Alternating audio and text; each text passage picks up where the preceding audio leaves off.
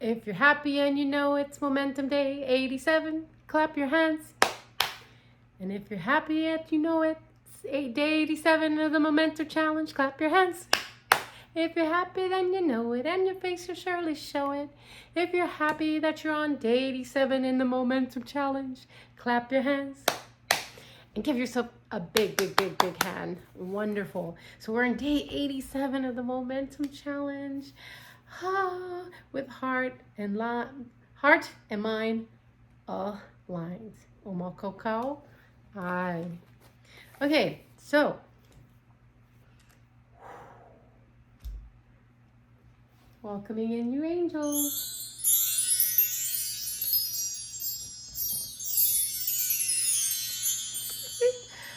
Okay, we are on day 87 of the Momentum Challenge, and it's just awesome.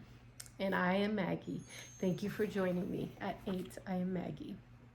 Okay, so we're going to be we are working with the law of non-resistance, and we are in the points and tools part because Florence just threw it on down for us.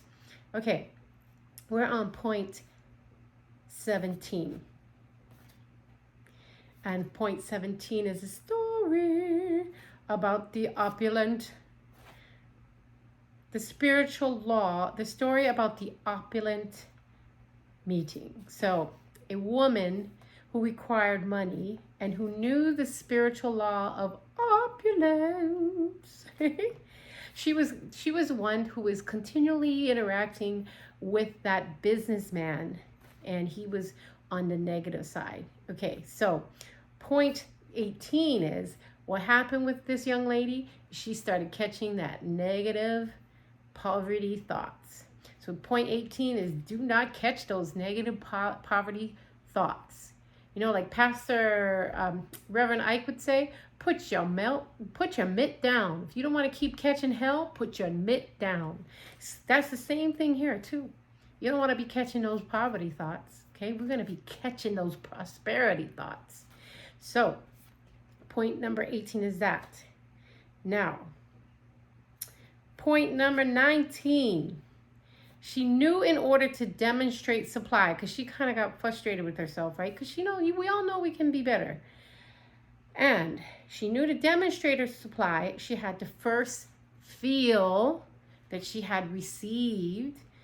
A feeling of opulence must precede the manifestation. So got that? A feeling of opulence must precede the manifestation. Okay, so we got to feel it. We hear this all the time. The secret is feeling. We got to know and feel that it is done. Okay, point number 20. She realized that she was resisting the situation. So she was resisting the situation with the business guy she was catching the negative feelings from. And she realized in that moment that she was believing in 2 powers instead of 1. And so point 20, what did she do? She baptized that situation with success. So the thing is, we got that story about the pastor who baptized children, and then he said he started baptizing every situation. It was a failure, he baptized it success. If it was sickness, he baptized it healthy. So she baptized the situation with success. And point 21 is her affirmation. As there is only one power, God, this man is here for my good and my prosperity. Soon after that, that's it. As there is only one power, God, this man is here for my good and my prosperity. So point 22 was like after that same man. So she began holding on to that, her good and her prosperity, right? Every man is here for my good and prosperity. And it flipped the script. That guy left her life, but before he left her life, he brought in another woman who paid her thousands of dollars for her services, right? So point 22 is about receiving. We want to be able to receive in this harmonious vibration that which we are aligning to. So point 20. Oh, looks like someone here doesn't know how to count. That would be me. Point 23. Okay, this is a statement, right? But we love it. Every man and woman is a golden link in the chain of my good. Every man and woman is a golden link in the chain of my good. For all men are God in manifestation, awaiting the opportunity given by man himself to serve the divine plan of my life, of his life, of my life. Okay, moving on to, oh, that looks like that's, yeah, I got the numbers all mixed up. So that's 23. So 24 is, what do we do with our enemies? We bless our enemies. And when we do this, we rob them of their ammunition to harm us. And in that state, they cannot harm us or anyone else. Okay, 20. Okay, she added in there with blessing one's enemy. She says, bless a nation, send a nation love, send a nation goodwill to every inhabitant, and it is robbed of its powers to harm. Okay, 25. The numbers are all up. Man can only get the right idea of non-resistant through spiritual understanding. So sometimes people try to do this non-resistant stuff when they're actually still being resistant in a way, right?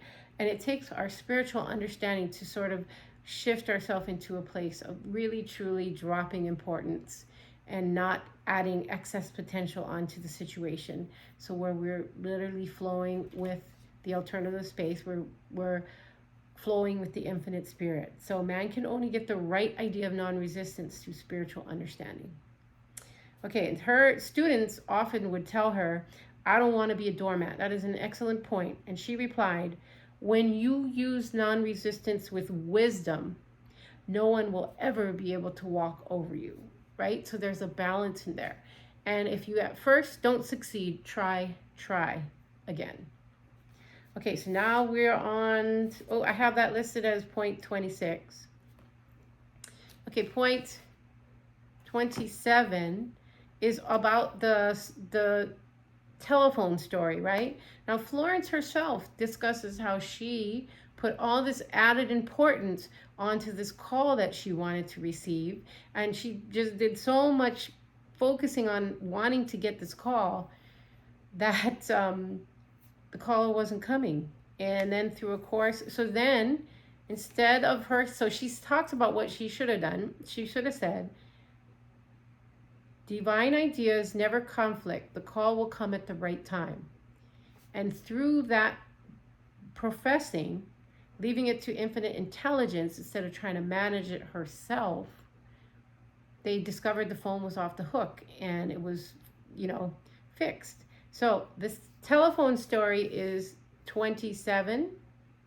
And the awareness that we want to make sure that we aren't trying to manage things, that we are engaging with the infinite intelligence, because there's literally 6 million ways to make a phone ring. But when we're trying to manage, we are usually focused on a very narrow one way. And that's what Florence realized. So point 28 is about we try to manage versus infinite spirit managing. So just kind of check yourself to see what you might be doing to block your phone call from the universe. Like, hello, it's the universe. Are you there? Yes, you are. Okay, point 29. I can't lose any call that belongs to me by divine right. I am under grace and not under law. So 29, let's remember that we are under grace and not under law. Because we are under this grace, everything's possible, right? Okay, point 30 is, so long as a man resists a situation, he will have it with him. If he runs from it, it'll run after him. So whatever we resist persists. So that's point 30. And point 32 is the story of the person who talked about they didn't get along with their mom, blah, blah, blah, and then they ended up marrying a husband who who is exactly like their mother. And it was like, oh gosh, you know, so that's if you what you resist will persist. So something else is going to pop up in the field so that you'll learn the lesson. So don't run from your mom. um, just work it out. In most cases, moms love you. Of course, if you're in one of those situations where it's not so, you got to do what you got to do. But I'm just saying in general. Okay, point 32. Agree with thine adversary quickly. And that means to agree that the averse situation is good. Is good.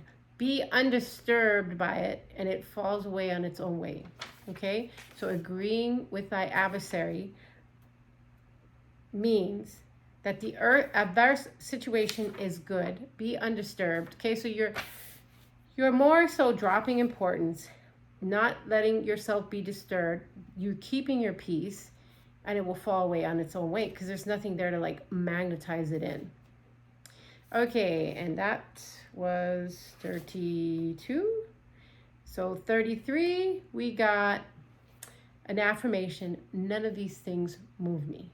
None of these things move me. Another one from several chapters ago I really like is why worry about it? It probably won't happen. So when I catch myself sometimes in that little place, I say, hey, why worry about it? It probably won't happen. And then you're sort of cutting down all these fantasy terror events and stress events and anxiety events. And then as you navigate life, you literally just then deal with the narrow focus that you actually need to, preserving a lot of your energy, which is kind of like dodging pendulums, right? All right, well, thank you very much for joining me on day 87 of the Momentum Challenge. I'm so grateful for you to be here, and I look forward to seeing you tomorrow. Follow me, subscribe, leave your positive comments. Please hit the like button. I appreciate all your support, and we will continue on with our Florence Shinn points and utilizing in our lives. I would love to hear which affirmation or which point or tool you were inspired to use.